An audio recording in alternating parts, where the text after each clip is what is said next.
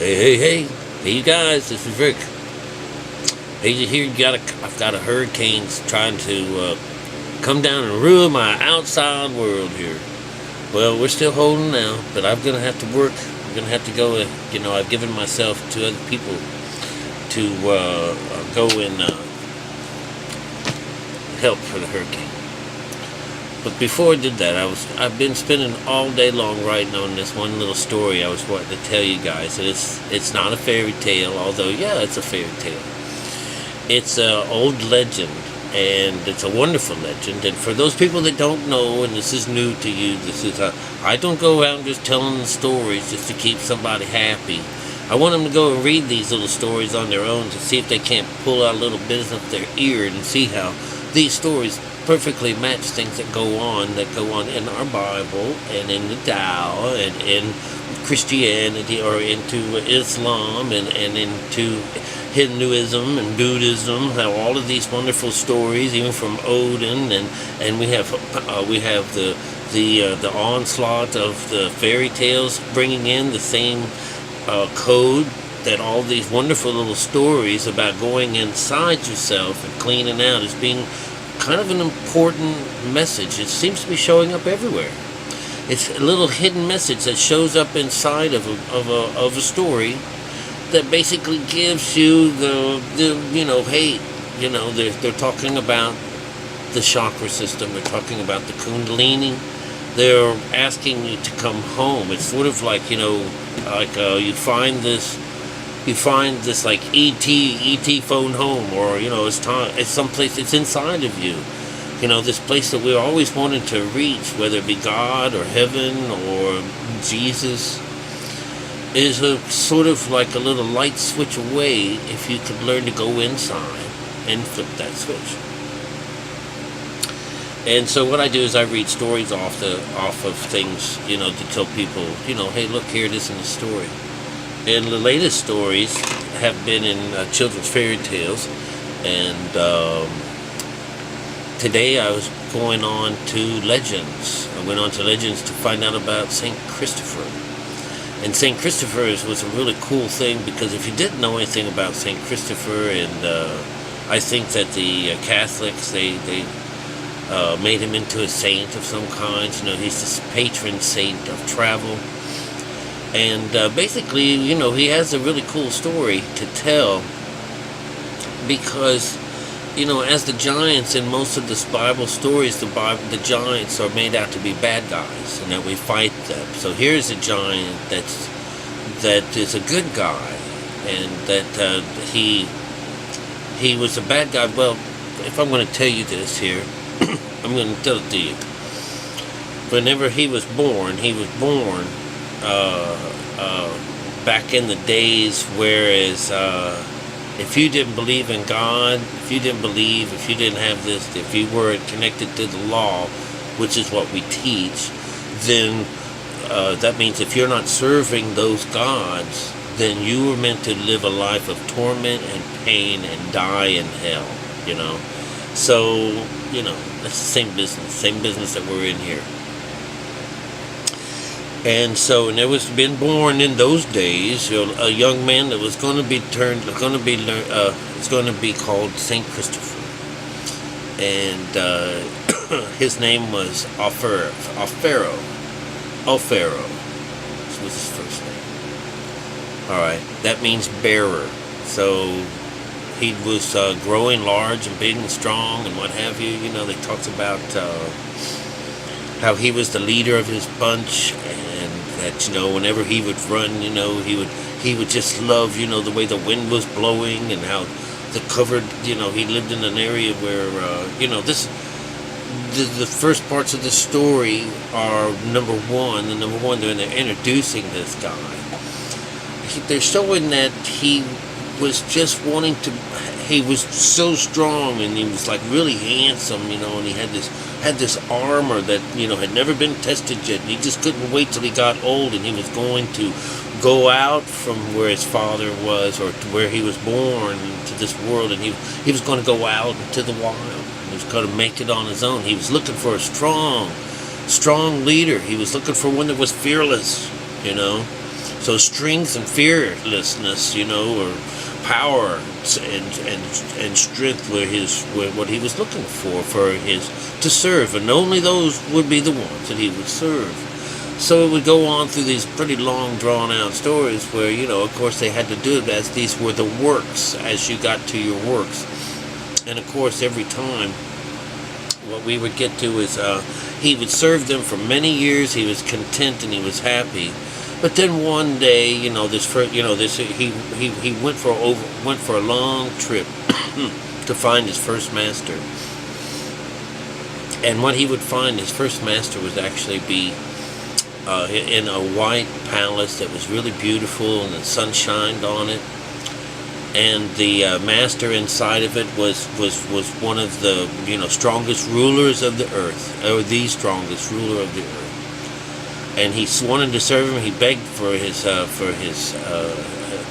service to join the army. And he served him for very long. He served right beside him as his right hand man.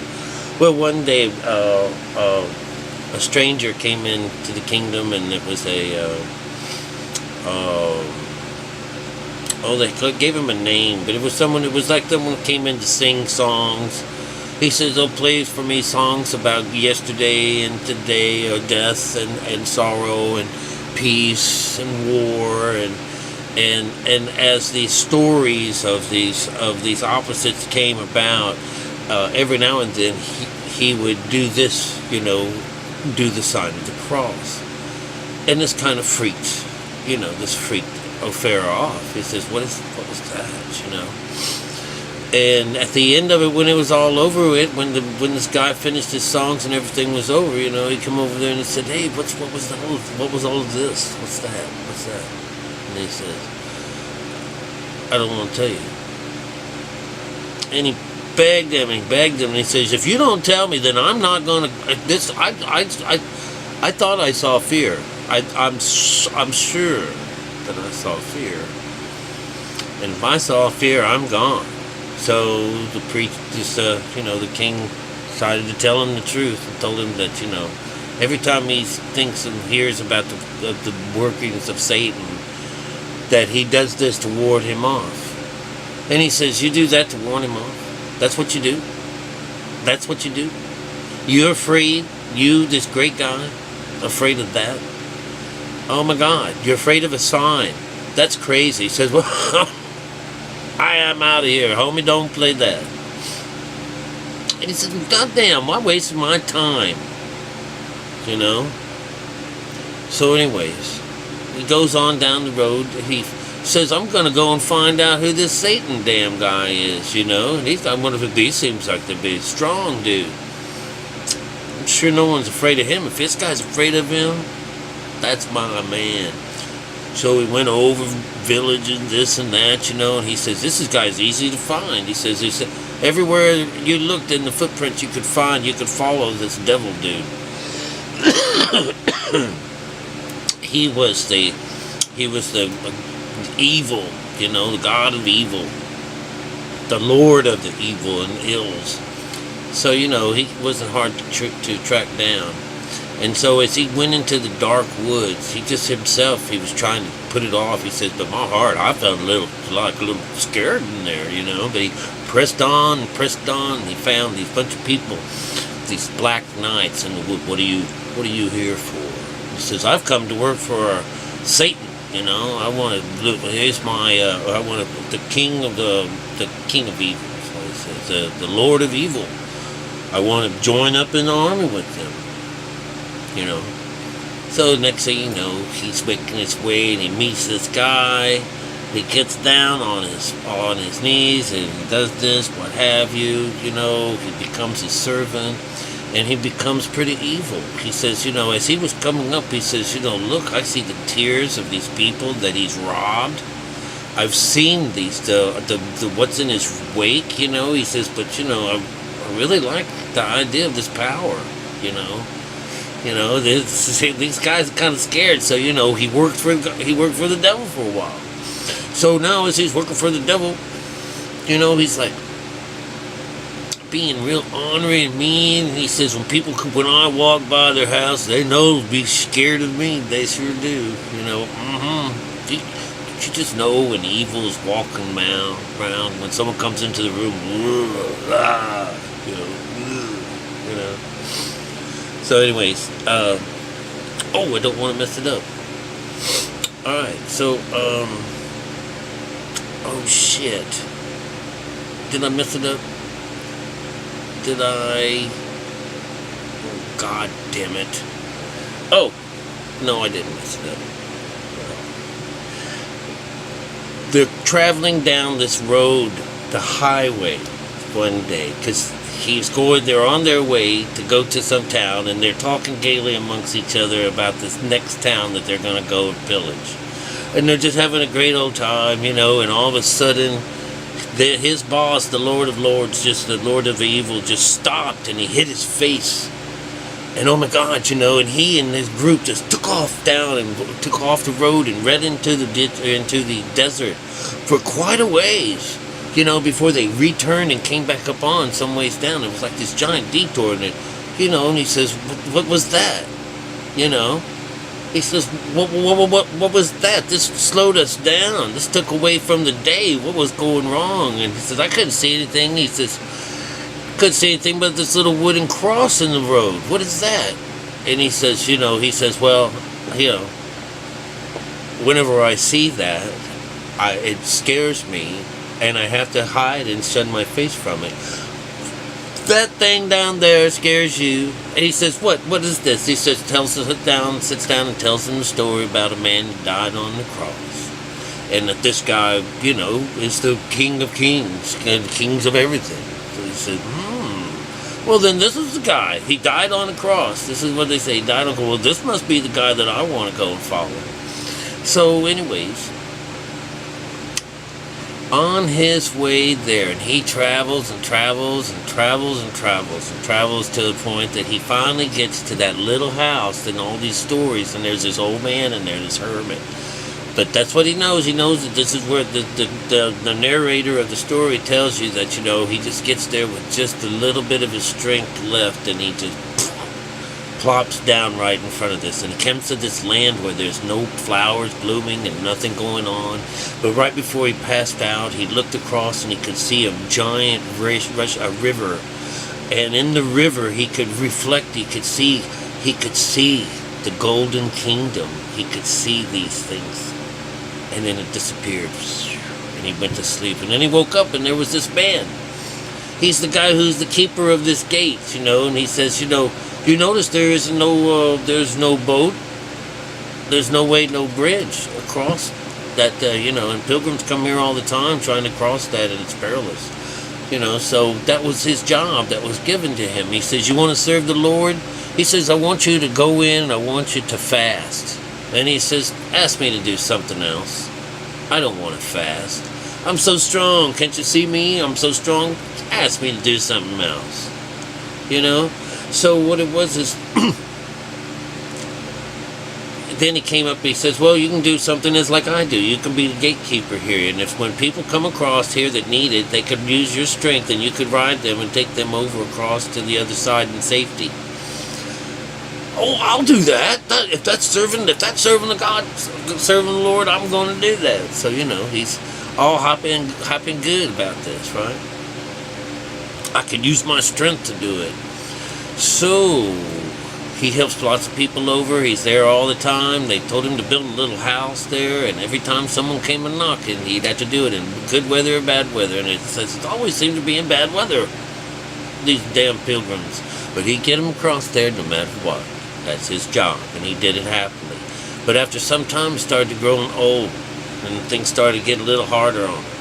And as he did this, because this was years went past, years, he'd lost track, it just went on and on and on, but this would be his job. He was the bearer. All right? And so what happens is when it comes down to it, one night, there's a big storm raging outside. And this night, he's going to sleep all night long. Because he's helped so much, he's going to say, and he says, and surely no one's going to come out in this terrible, terrible storm tonight. And I'll finally get my rest. So he lays down, and remember, he's like these, the girl, he doesn't have His bed is just a rickety thing. It's supposed to be uncomfortable because they have to be ready to go. Where Cinderella, she had her own little chair and her own little thing by the hearth. She didn't have a bed either. All these people, this particular part of them is always ready to go. They keep the fire lit, ready. They're ready. They're ready whenever someone else finally wants to make this thing. So he lays down, and as he's starting to lay down and starting to fall asleep, he hears a little faint voice calling his name. And he gets up and he looks outside, and it's just blowing up a storm. He can't find it, can't see anything. It's a little dainty voice. So he lays back down again, and no sooner does he start to fall off again than he hears another voice that says, calls his name twice, and he says, so he goes outside and he looks around, he looks to the left and he looks to the right, and he couldn't find him at all. He says, I'm sure that I thought for sure I heard something. So he closed the door and came back inside. Next thing you know, he hears this, Offero, Offero, and it's a lot closer this time. He rushes up and he brings the door open and he looks to his feet, and there's a little child, and he smiles up at him, and he has the most beautiful, beautiful face while they were talking. And it was such a beautiful little exchange. And it says, something about him, would you bear me on your shoulders as I cross this business here? I don't want to mess this up so much because it was such a pretty little thing. But he says, well, through thick and thin, and he's been worried about slipping lately. He's gotten old, and, here he has this little child, and he says he's going to do it. He has to get over there. And so he lifted the child ever so gently and put him on his shoulder. And so he started off on his trip across the water. And the water began to rage, and at the same time, the kid started to get even heavier. It just seemed like, where did that come off? All of a sudden, the kid gets heavier and heavier, and the wind's blowing, and the water is churning, and the winds are blowing. This is the stage of consciousness as you're going through the water, as you're being transferred. Everybody goes through the water. Everybody goes through the water. And so, and it's the ark to bring your people over, who your servants are. So, when it comes down to it, he is so afraid he gets more than halfway across, and he's about to lose. He's losing his grip. He's got his staff in his hand, and he just calls out. He calls out to Jesus, to his Lord. He didn't call out to Jesus. He calls out to his guide, to his Lord. He says, "Help, O King of heaven, for I am spent and can do no more. My strength is gone. The waters cometh over me. I stand not of myself. Help, Lord and King." And this was his little prayer that went out. And he worried not just for his own footing in his own life, but for this beautiful, star-lighted eyed child that he cared for on his back. All of a sudden, he was given this wonderful strength, and he just to bear on, to make it on, and get it on over to the other side. And this kid just seems to still be getting heavier and heavier, but he's made it all the way over to the other side. And he says, listen, kid, you about killed me. Now I don't know if I can do it anymore. And so it really came out as being really kind of cool. If I could read just a bit of it, he says, With new strength, Offero struggled on, and at length, when at last in a desperate effort he reached the further bank. Gently he set the little child upon the ground, and looking down upon him, "Child, thou hast put me through some great peril. Thou weightest almost as the world upon my shoulders. I might bear no greater burden." Yet, even as he spoke, the marvel that had befallen grew plain upon the bearer. For upon the face of the little child shone love so wondrous, so kind, that it drew him to his knees, while he cried, "Mine eyes have seen the King, And the child and the king and as he kneeled, the child said, "Marvel this nothing, for thou hast not only borne the world upon thee, for not only hast thou borne all the world on thee, but thou hast borne him that created and made all the world upon thy shoulders." Upon the world. Did you guys get that? Everything above the shoulder, that all that is created, and now it's all yours. You know that you had borne him that created and made all the world upon thy shoulders.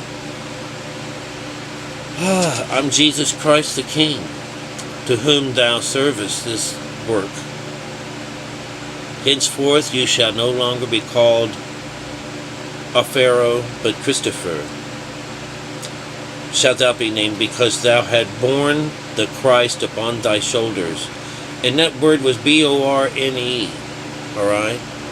Not born of a burden, born him. Because you had borne the Christ upon thy shoulders. And because that thou know that I say to be the truth. Set thy staff in the earth by the house, and thou shalt see tomorrow that it shall bear flowers and fruits. Is there more? Yes. Then the child vanished from his sight, and Christopher saw him no more. But he thrust his shaft into the ground, and lo, in the morning it had blossomed, and the child had told it, bore flowers, leaves, and dates. So Christopher went back to his work, a great joy in his heart, for he knew that even as he cared for others, he was serving Christ the Lord. Amen, brother. All right, damn, that was long, wasn't it? That was a giant of a story, wasn't it? I think they actually thought he was real too. I don't think he was real, although it's kind of cool. I think the idea of having giant humans around would be really cool. As long as they was nice, but they always tend to eat people in their stories, But you would see that he was a gatekeeper, is what he was. He played the part of Lot in the story, he and that little guy in the box there, they're this little thing, there's always that little hut, that little thing, so he turned his job over to him, this old man did. So it was just really, really, really cool. But yes, no, this was all very much a part of the Kundalini story. What happened is that he was not wanting to give his all. He came to find Christ. He was looking for Christ. And that last-ditch effort, he said, okay, well, what we'll do is we'll make you the bearer of these people that are going across this water here, and that'll wear you down to the point that, he forgot his pride in all this business, where all of a sudden he cried out, "Help me, God," or "Help me, Lord," for my life. For just that moment he had just given himself up. And then all of a sudden he was regained all the strength again. So do you understand that he had to go through this in order to see he wanted to see this Lord. And of course, we don't necessarily see him, but it does create that connection inside of us. That's the symbolism behind it, and how we follow Jesus in order to do that. And we find a lot of these stories help us find this Jesus. Find the frog, and find all kinds of crazy shit. It's getting ready to rain. But anyways, I hope you liked that little story. Go and read it and check it out. It's got little numbers beside it. So cool. It just blow your mind. It really will. So go and do some of that. It's 9 pages, each one of those. And I had to do it 3 of them, That's a lot. That's a freaking lot, But you guys are worth it. I love you. And let's hope for the best with this hurricane. Okay? Best to you.